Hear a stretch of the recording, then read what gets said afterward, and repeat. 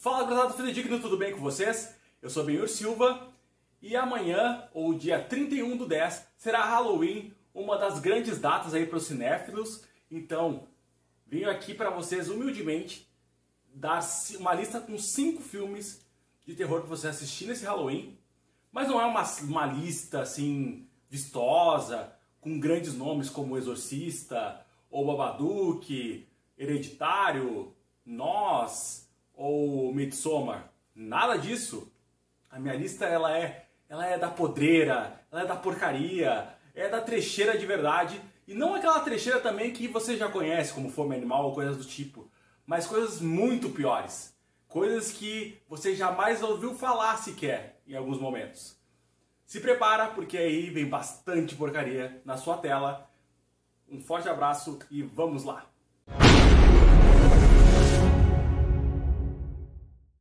Lembrando, antes de mais nada, que você pode se inscrever no nosso canal, clicar na setinha para receber novas notificações, curtir o vídeo aqui embaixo, comentar, senão a Anabela aqui vai atrás de vocês e vocês já sabem o que acontece. Lembrando também que essa lista não é do pior ao melhor. Na verdade, aqui só é uma lista especificamente para vocês assistirem todos os filmes e daí depois comentar aqui embaixo quais vocês gostaram mais e quais vocês gostaram menos. Abrindo a lista, a gente tem aqui um dos filmes preferidos de Quentin Tarantino, Manos, The Hands of Fate, ou se fosse no português, Mãos, as Mãos do Destino.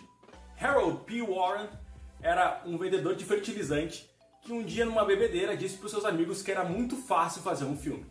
Lá mesmo ele já começou a escrever o roteiro e depois de juntar uma grana, ele acabou construindo essa maravilha, uma das obras-primas do cinema trash. Uma família está perdida no meio do nada e acaba achando um local para se refugiar, digamos assim. Chegando lá, eles são recebidos por uma criatura um pouco peculiar, um homem peculiar chamado Torgo, que tem alguns tiques, caminha todo torto, e além dele também um outro ser habita aquele lugar. Será que a família dos Warren consegue sobreviver ao terrível mestre? Saberemos isso depois de em torno de 1h20 desse filme Magnifique. Manos, The Hands of Fate é uma das obras-primas aí da porqueira, por conta de todo esse bastidor que existe, além de outras questões bem peculiares que tem por trás dessa obra. A primeira delas envolve o próprio Torgo. Ele era um dos funcionários do Warren na época e todos os tiques dele ali, aquele caminhar torto e as tremedeiras eram por conta do seu vício fortíssimo em LSD. O Torgo estava drogadaço na época, então muitas vezes no filme ele estava trincadaço, então ele chegava ali completamente chapado pro filme, e isso rendeu aí, inclusive, uma grande homenagem pro Torgo. Nós temos aí 2 obras posteriores, ele infelizmente faleceu no mesmo ano de lançamento do filme, mas por conta aí da sua atuação memorável, digamos assim, Manos The Hands of Fate recebeu um jogo em 8 bits aí com o Hotel Torgo, que também ganhou um documentário falando sobre todos os bastidores do próprio filme Manos The Hands of Fate. Outras coisas também que foram bem interessantes em Manos é que o Warren lá, o Harold P. Warren, só tinha uma câmera que filmava 1 minuto e pouquinho mais ou menos. Então era 1 minuto e pouco de filme, parava. 1 minuto e pouco de filme, parava. 1 minuto e pouco de filme, parava. Ele não tinha um equipamento muito bom, então a iluminação, por exemplo, era natural. Então a gente tem muitas vezes a câmera um pouco estourada ou muito escura. Também tem mariposas voando no rosto das pessoas, é uma coisa bem legal de ver, bem divertida. Além disso, o Warren botou aí muita gente conhecida para trabalhar, além do Torgo. A esposa dele tá no filme e ela é a esposa dele também no filme, né? Ele é o protagonista e a esposa dele, né? Vocês já entenderam.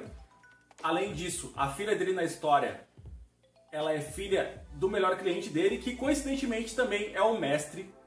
E as únicas pessoas que ganharam um cachê nesse filme, ou ganharam alguma coisa, em troca foram a filha do mestre e também um cachorro que aparece lá, um Doberman, que recebeu ração. Ela recebeu uma bicicleta e o cachorro recebeu ração. Porque a bilheteria do filme seria dividida pelo elenco, mas como o filme não chegou a ser lançado, ele foi só para VHS, então não acabou tendo nenhum dinheiro para ninguém dentro do longa. Agora falaremos de uma das obras espetaculares de Stephen Hay, o nosso querido Stephen King, um dos maiores escritores aí de obras de terror, obras de ficção. Esse cara é uma lenda. Inclusive, o pior filme da história das adaptações do Stephen King é dirigida por ele mesmo, olha só.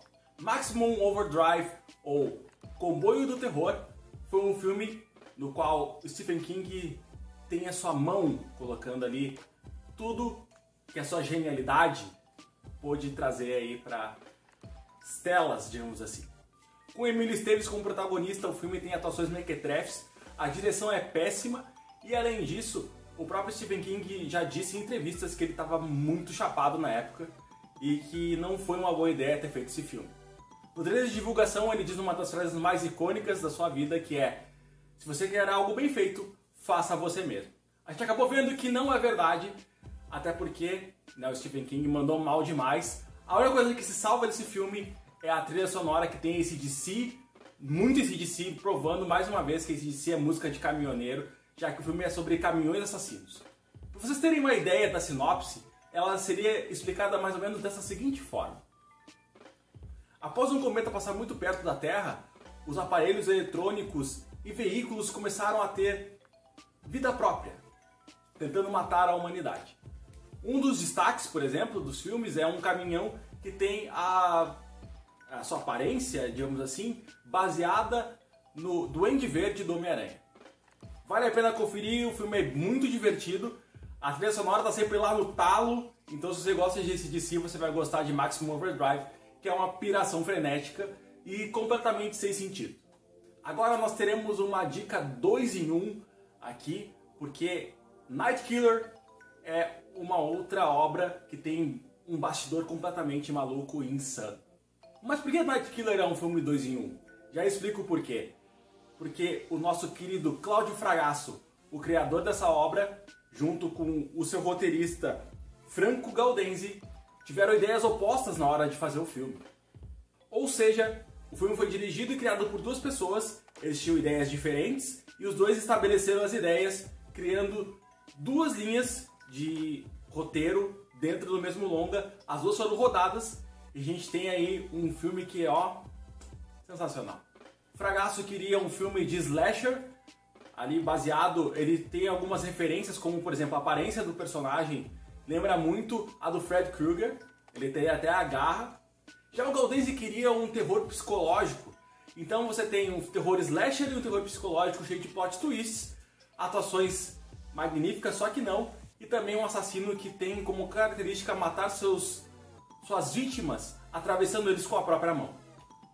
Por que ele faz isso? Não sabemos. Não tem elementos sobrenaturais no filme, mas só o fato de o filme ter um roteiro dividido em duas partes, com duas propostas completamente diferentes que foram executadas, já o torna aí lendário dentro da característica dos filmes trash de terror. Continuando com Cláudio Fragasso, nós temos aqui uma outra obra magnífica dele, que também possui um bastidor muito interessante, que é Trolls 2. Trolls 2 foi um longa que o Fragasso rodou quando ele estava extremamente entediado no interior. Ele foi junto com a esposa visitar a família ali dos sogros e lá naquele lugar, no meio do nada, ele acabou tendo uma brilhante ideia de fazer um filme. Ele pediu então dinheiro para o seu padrinho, que também é padrinho de nada mais nada menos do que Rocco Siffredi, uma das maiores estrelas pornô da Europa. Você que já o conhece aí sabe do que ele faz, então fica aí a sua imaginação. Depois de saber do roteiro, o padrinho do Cláudio Fragasso foi lá, deu a grana e em algumas semanas ele reuniu ali um elenco local de atores de teatro e também botou ali a galera toda para trabalhar. A trama conta a história do Joshua, que é um garoto que tem poderes sobrenaturais, que consegue se comunicar com seu avô, que já faleceu. A família, depois do trauma da perda do avô, decide se isolar na cidade de Nilbog, que depois de um grande plot twist, nós sabemos que é Goblin ao contrário. Goblin que vira Trolls e é isso aí porque sim. O garoto então acaba descobrindo que lá existem Trolls, ou Goblins, ou sei lá que porcaria é aquela, com uma maquiagem, ó, sensacional, que são vegetarianos, veganos na verdade, eles são veganos, só que eles pegam os humanos e transformam os humanos em plantas para poder comerem os humanos. Então é uma coisa bem bizarra mesmo. Trolls 2, assim como outros filmes da lista, recebeu aí o título de filme cult, depois de ser massacrado pela crítica, e recebeu diversas sessões aí que a galera se reunia para falar sobre o filme. Inclusive também possui um documentário falando dos bastidores e de todo o projeto que existiu por causa de Trolls 2. A gente tem aí uma legião de fãs aficionados aí pelo filme. Então o Fragasso conseguiu fazer 2 filmes incríveis na era aí dos filmes trecheira raiz de verdade. Fechando essa lista maravilhosa, maravidôntica, maravilítica, nós temos aqui uma obra de James Nguyen. Ao juntar 13 mil dólares, ele conseguiu fazer um dos maiores filmes da história da humanidade, chamado Birdemic, Shock and Terror. Birdemic conta a história de um jovem mancebo que conseguiu ter um encontro com a sua dama dos sonhos. Depois de uma noite de amor caliente, eles acabam descobrindo que pássaros assassinos que explodem também estão atacando a cidade. E depois disso são só várias cenas maravilhosas de decisões completamente absurdas por conta do que a gente vê ao longo dos seus 1 minuto, 1h40, 1h30 mais ou menos. A gente vê uma cena longuíssima, por exemplo, de abertura, com o protagonista dirigindo por uns 11 minutos, ali com todos os créditos. A gente vê bastante luz do dia estourada em diversas cenas.